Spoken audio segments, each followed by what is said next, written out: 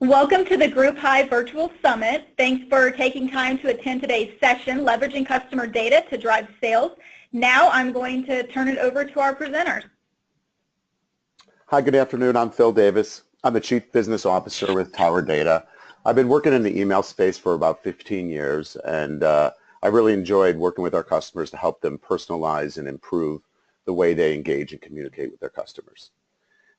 Erica, like to introduce yourself? Thanks, Phil. I appreciate that, and thanks for having me today on this very important topic. I'm really excited to talk about it with you and our audience. So I'm Erica Jolly-Brooks. I'm the Chief Marketing Officer at Springbot. You can easily find me on Twitter at @ebrooks. There's just a sneaky spelling to my name, E-B-R-O-O-K-E-S. And we're going to talk a little bit about Springbot, but we're an e-commerce marketing platform helping small to medium-sized businesses grow their e-commerce stores online. Great, and today we're going to talk about, we'll give you a broader company overview. We'll talk about how to get to know your customers and the important data sources that can help you get there.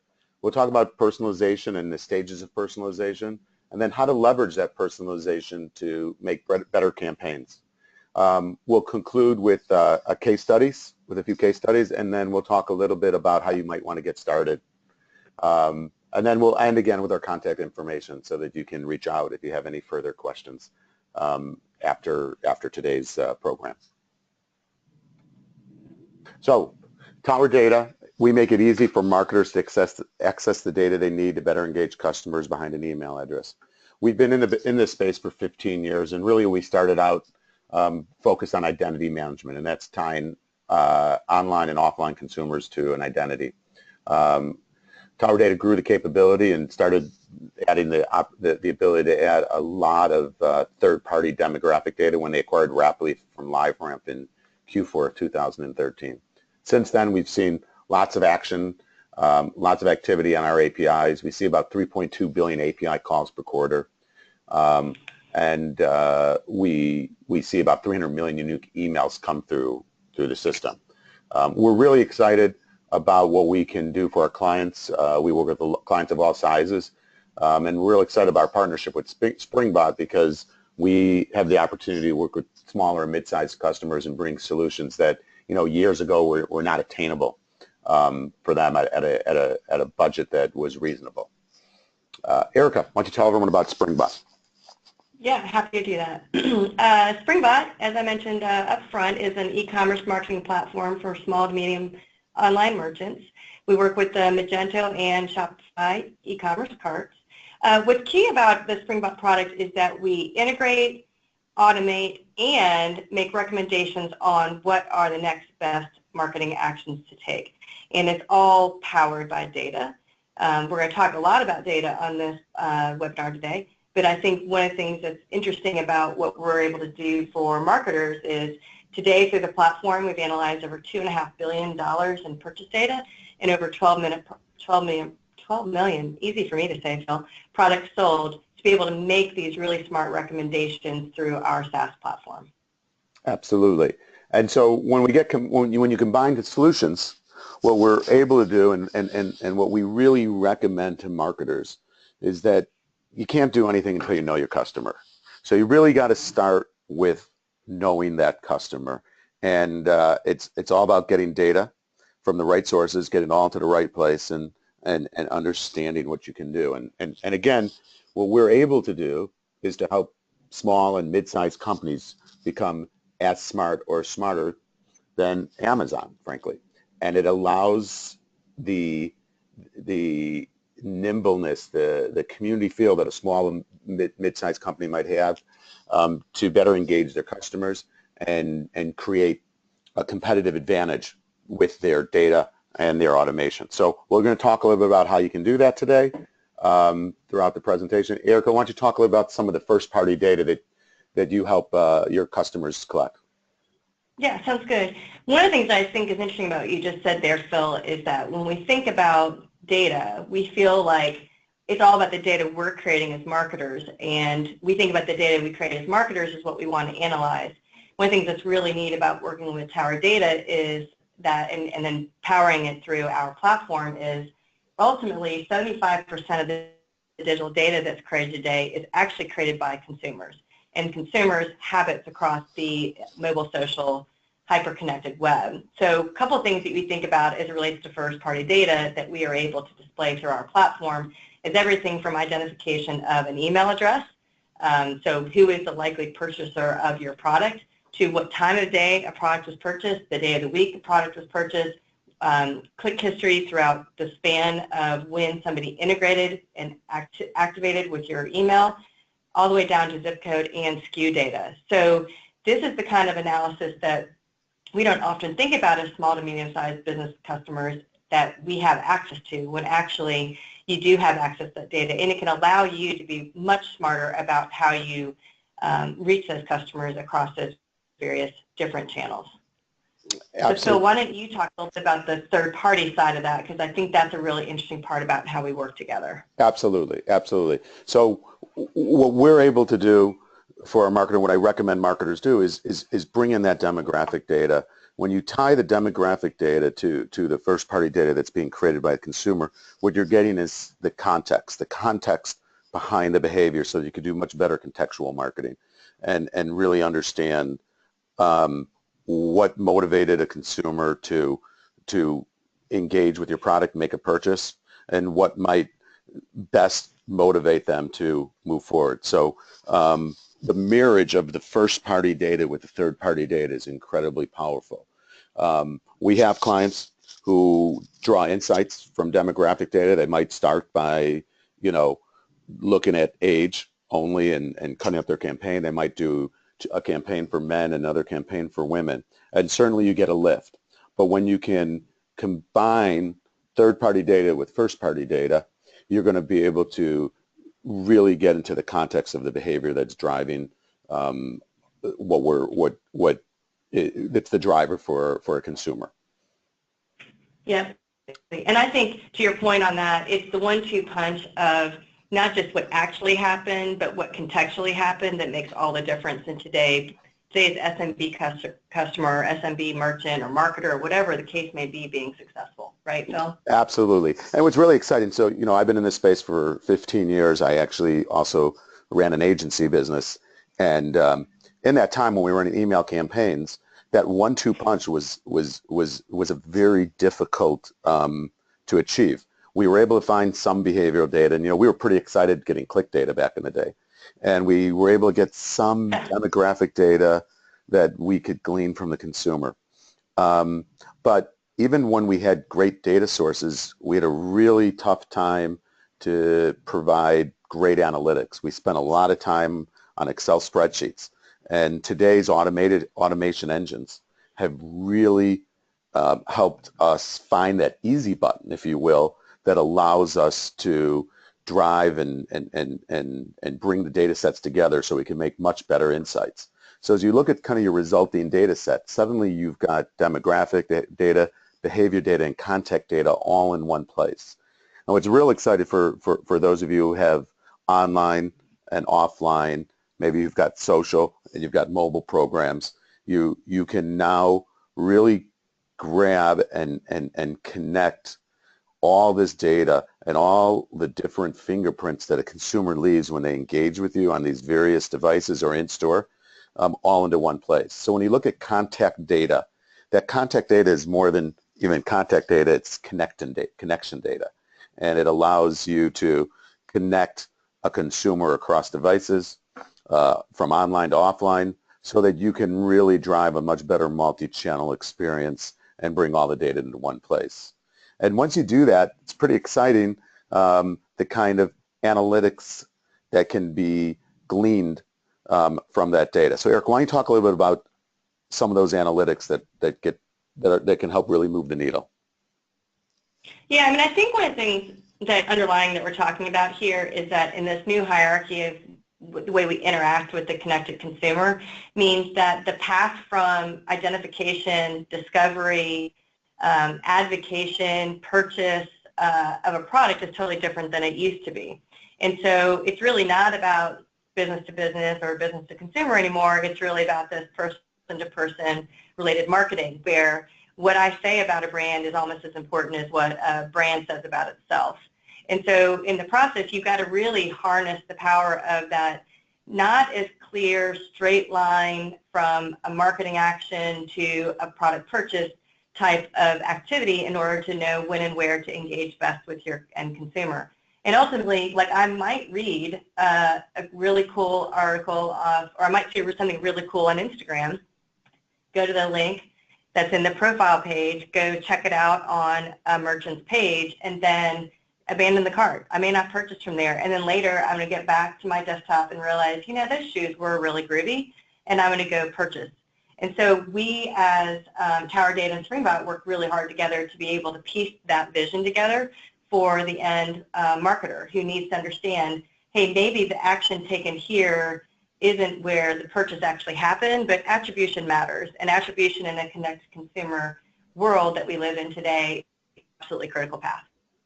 Absolutely. That's such a great point. The customer journey is no longer that straight, predictable line, and each touch point contributes to that purchase. So, you know, from an attribution, being able to weigh out how different touch points contributed to a purchase really allows a marketer to better, you know, think about how they're budgeting programs and not have this all or nothing last click approach to attribution.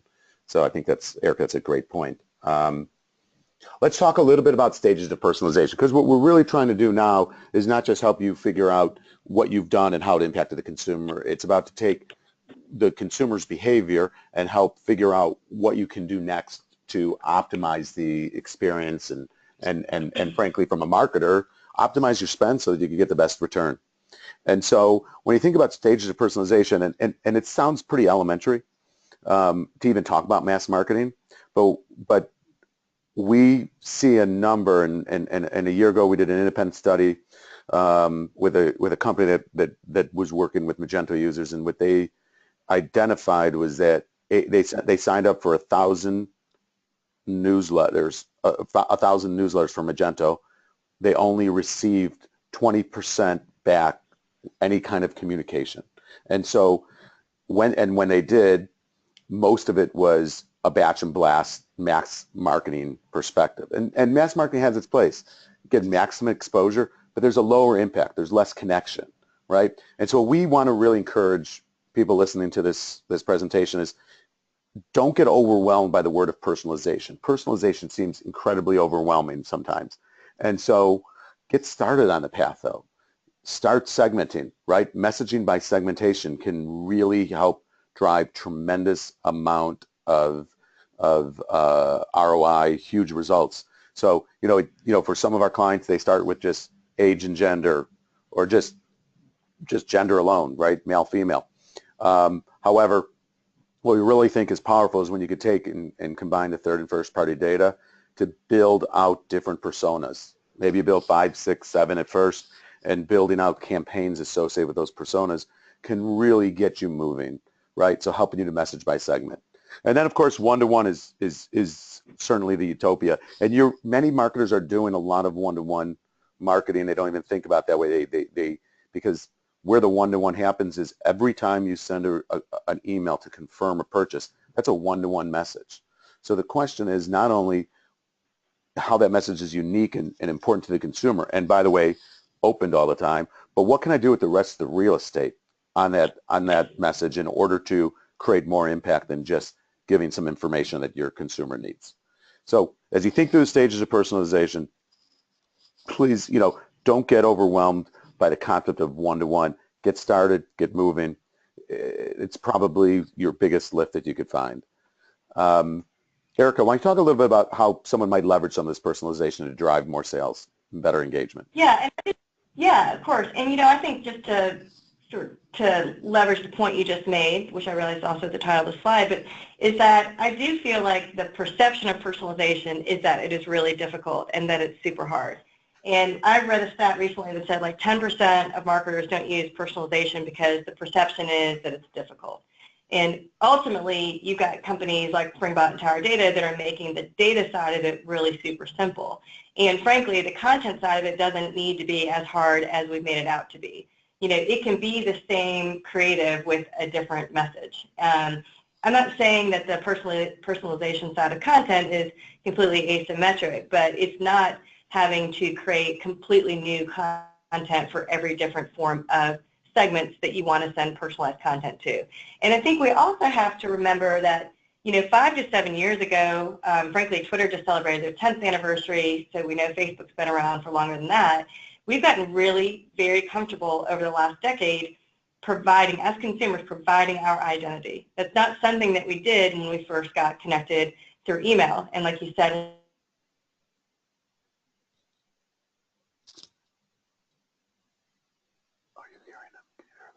person across Twitter, Facebook, LinkedIn, Instagram, Snapchat, and whatever is going to come next.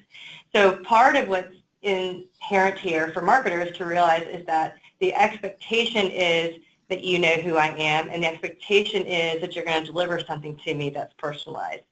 So it's kind of the me generation now. We've gotten really comfortable with being our own broadcaster across all those social networks and providing our identification. So today, use those demographics to your advantage as marketers and think through when and where and how you want to engage with them. And I think you'll see a boost not just in terms of their relationship to you, but also a boost on the revenue side as you continue to think about them and have their purchase history with you and how you go about marketing to them. And you're going to find more patterns inside of your customer list through segmentation than you think.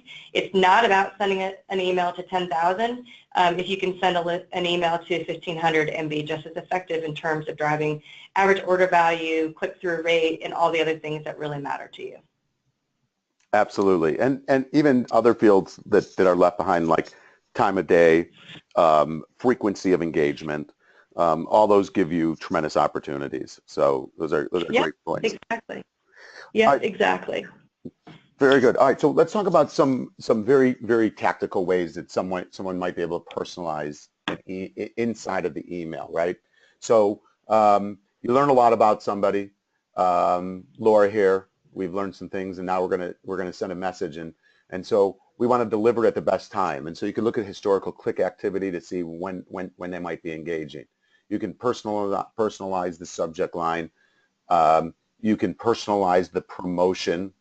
You can personalize content. You could change up the product recommendation. So as you look at this very simple email, we easily can come up with 5 different ways to personalize. There are a few other things because it's not shown here, but the pre-header gives you extra text to personalize in mobile. And then even as you think about rendering, understanding device ID so that and where your consumer is most likely to open so that it renders properly on their device. And then certainly there can be some opportunities for social call to action. Right, and beyond, if you know that, if you've seen that they've engaged with you in social, don't just put a button up there. Put some sort of incentive to engage with you. So there's a lot of opportunities on one email, one palette to create better personalization and better engagement. So with that in mind, let's talk about a couple case studies. Erica's going to take you through 2 case studies. So take it away. Sounds good. Thanks, Phil. So let's talk a little bit about Axtro Sports first. Axtro Sports, easy for me to say again, try to say it 10 times fast, is actually a wearable fitness technology company based out of Singapore. And they were really struggling with how to attribute revenue to their marketing channels. They couldn't make the smart data-driven actions that they wanted to and really think about how to prioritize their marketing budget. And what's really neat about this case study, which was in a very short period of time working with Springbot, they plugged in all of their different marketing channels, they plugged into their shopping cart technology, and they found out very quickly a really clear and not really terribly anticipated pain point, which is that the majority of the products added to their carts and their site was resulting in abandoned carts. And it was at a rate of about like 94%, Phil, so it was pretty massive. So based on that data insight, one of the things that Axtro did was they kicked off one of the key features of our platform, which is a cart abandonment email solution.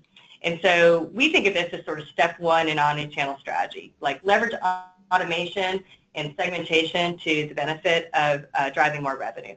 So the first thing they did is they set up a 2-message cart abandonment series. The first email is sent 3 hours after a cart is abandoned. And then if they don't receive a response that a second message is sent out 3 days later. What's so cool about this particular case is that they saw immediate value for this. They really had narrowed down leveraging first and third-party data, and in the process of putting this technology into place, they saw an increase in average order value for those that did purchase through the first email, about 30% higher than what they see on their site overall. So they also saw that even with their second abandoned cart email, and this is something we talk to our customers about all the time, is that they were leveraging some promotions to get a greater sense of urgency to drive purchase. So again, I think this is a good example of a place where Axtra basically said, let me look at the places where I'm spending money. Let me think about places where I'm activating on the marketing side. Let me see where I'm not collecting enough data to know what the performance is and see if I can't turn this thing around, and they really have. It's been a great success for them. Right, and certainly what's exciting is when you can do that analysis and find a solution that could give you immediate lift without tremendous heavy lifting, frankly. Yeah, and that's a really good point, because everything from here is completely upside, right? So they can leverage some of the data that we talked about, some of that behavioral data, to get really super sophisticated now on social. And they could have been doing that, they couldn't have been doing that before, frankly, and they probably would never have even gotten to that if they hadn't solved this problem first, because it was clear that they weren't getting the type of type of cart pull-through that they should have been experiencing on their site. So, you know, the first step sometimes is the easiest, and then after that allows you to get really much more sophisticated and you know, act like a big-time retail marketer across all of your marketing channels. And that's frankly what we're all here to do. That's what TowerData is here to do. That's what we're here to do, is to, like you said, punch up and above our weight and be competitive with Amazon. Absolutely. Well, let's go with another example. Why don't you walk them through another example here? Yeah, sure. So Country Club Prep, they were in a kind of similar situation. They really wanted to revamp their entire marketing efforts to understand a better way to track revenue and see what efforts are delivering ROI. We've been talking a lot recently here about John Wanamaker, who is credited with being a pioneer in marketing, and he's the one who has been quoted as saying, I know half of my marketing is working, I just don't know which half. And Country Club Prep was basically in that mindset, like, how do I find out what's working and what's not, and what channels are really driving engagement? So they did the same thing. They plugged in with us. They took advantage of some new customer segmentation data through, again, that's available through Springbot and through our partnership with TowerData, and they learned a lot more about their customers than they did before. And so they decided to pair that with the use of a feature called trackable links. And they started adding these trackable links across all of their marketing tactics and all of their marketing channels. So one of the things that allowed them to do was just, for instance, see how social was generating traffic and dollars. And they realized specifically that posting a product on Facebook actually generated a greater dollar amount in order value than on other channels. And so part of it was that their Facebook audience was a different audience and possibly had a different level of income than what they have seen in some of their other marketing channels. So one of the things that was really cool for us is to be able to work with them on that customer data, realizing how their customers are interacting with their marketing channels very differently based on those different demographics, and then be able to prioritize messages across those marketing channels accordingly. Excellent. Can we peel it back a little bit and look at just the emails that you were sending? So as you use data to personalize emails, what were some of the components of the email that you varied based on various segments? You know, I think, so one of the things that's really cool about this particular company is, you know, it's a company that's based out of the Southeast, and they largely target, you know, what I call sort of the hip preppy kind of generation. And so they're really targeted at that sort of 18 to 30-ish sort of demographic, and largely male. And so one of the things that was interesting for them, going back to your point, like if we peeled this back a little bit, is, you know, their assumption was their buyer was typically a male between the ages of 18 and 30. When they started working with us and they were able to pull together this customer segmentation data and see some demographic data that they hadn't seen before, plus this behavioral data, they started to realize that maybe not always their purchaser was that 18 to 30-year-old hip preppy mail. In some cases, it was a girlfriend. In a lot of cases, it might have been a parent, particularly a mother. And those people actually drove higher order value maybe than the youngster because, again, of disposable income. So they were able to really start to segment their emails along with these trackable links that we've talked about a little bit here to be able to parlay that into different kind of personalized messages and then different kind of results. And I think, I mean, frankly, this is a great example of putting it all together for the data plus personalization plus automation plus trackable data to be able to say, hey, this is what success looks like in an omni-channel strategy. Yeah, absolutely. And really, when you think about it, it's the key is that context. So, you know, getting that wrong is almost like having, you know, a mother walk into your store, but you talk to that mother as if you're talking to their 20-year-old son. And yeah, exactly. That's a great way to put it. I totally agree. Yep. So you fix that. So that's wonderful. And what else is exciting is that, you know, as you address segmenting in the email program, you can carry that segment over into their Facebook advertising because you've got that hashed email. Yeah. And now you could load the hashed email with the unique creative and expand one solution across all channels. So great case study, a lot of great learning from this case study, and so thanks for sharing. Yeah, of course, glad to. So with that in mind, you're sitting here. How can you get started? And so let's talk about just getting started. Simple things you could do after this. You know, understand what current data you have available. Look to see what kind of, you know, the behavioral data, the data that your consumers are giving you, right? And then look at the holes that you have for your data and make certain you understand who your customers are and fill those data holes. Be realistic about your capabilities and what resources you have so you can determine where you can be on the personalization continuum, right? And determine how complicated you might want to get. And then use that data set to get started. And certainly for those of you who want to be able to find that easy button in technology and get and find a good partner to get started, we have our contact information again, and you should feel free to reach out to either Springbot or TowerData for some help in understanding who your customers are and taking action against your customers. So in the meantime, I'd like to really thank you for your time. Again, you can reach us through a variety of sources. I encourage you to go to TowerData.com. We have great blogs on a variety of topics. Follow us on Twitter. Sign up for our resources, and hopefully you'll find those real useful. And Erica, thank you so much for your time this afternoon. Thank you so much for having me. I really enjoyed it, enjoyed talking about this, and similar to you, if anybody wants to keep track of some of the things that we're doing, at Springbot on Twitter or our blog is a great place to keep up with case studies and information on this. Thanks, Phil. All right, thank you, everybody. Have a great rest of your day.